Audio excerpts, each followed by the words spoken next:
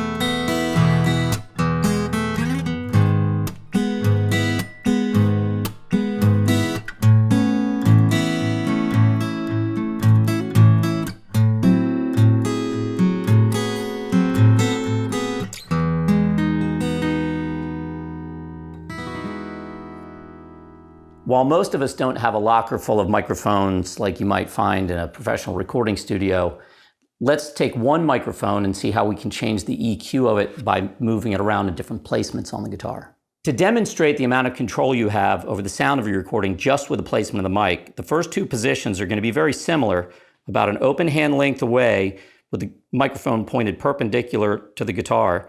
First one pointed right about the 12th fret, and then we're only going to move it in a few inches to where the body and neck meet, about the 15th fret on this guitar, to show what a drastic difference in the tone can be, especially in the low end.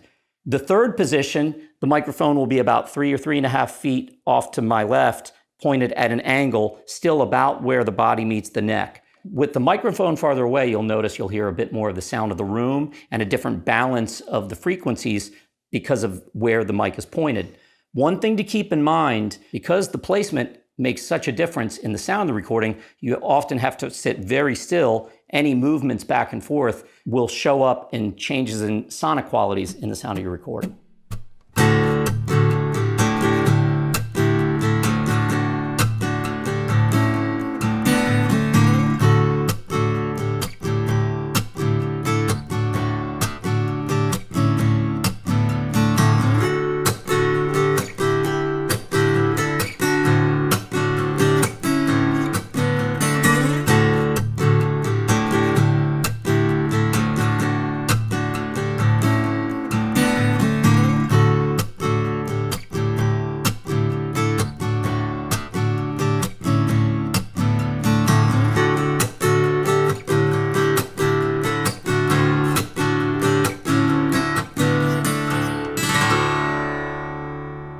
So we just went through some options with mic placements with a single mic.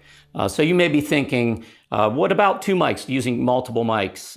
You may have seen people do that. And obviously that opens up some new possibilities, especially being able to pan the guitars left and right or be able to bring up different frequencies from each mic. It also opens up some issues like time delay and phase issues that are a lot to tackle if you're just getting started. But let's just assume we only have one microphone right now. Let's look at some creative ways that we might be able to get some stereo panning or get bigger acoustic sounds, especially within the context of a full band mix. So the first thing I'm going to do is I'm going to play an acoustic guitar track to a band mix that I have here of just drums, bass, and electric guitar, but it's going to be a single take of it so you can hear what it sounds like by itself, panned in the center.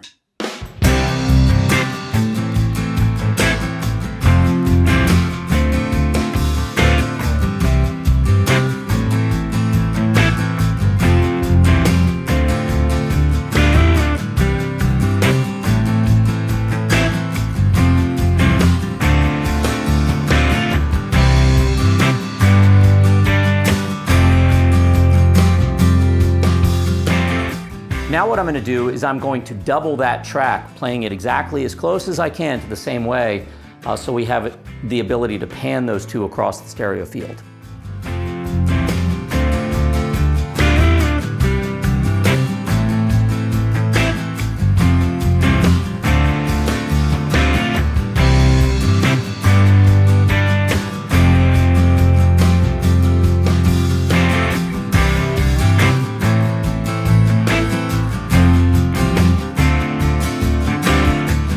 In this example, let's look at how we can get a bigger sound by doubling the original guitar track, but using a capo and playing that same chord progression in another area of the neck.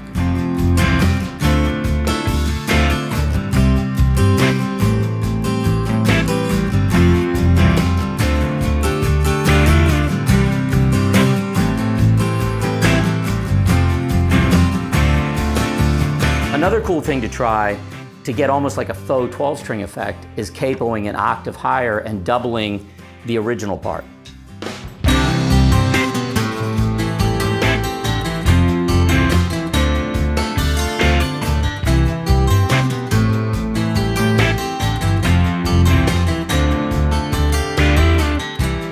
Another idea you can do with a capo is capoing really high on the neck and effectively shortening the scale and give almost a mandolin effect to the guitar recording.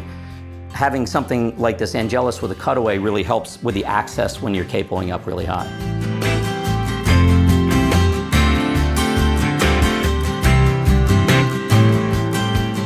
So as you can see, you can do a lot, no matter what equipment you have, even with a single mic and a single guitar, just being creative and trying different placements. You can even try recording in different rooms of your house or sitting in different parts of the room can really affect the way the guitar recordings come out.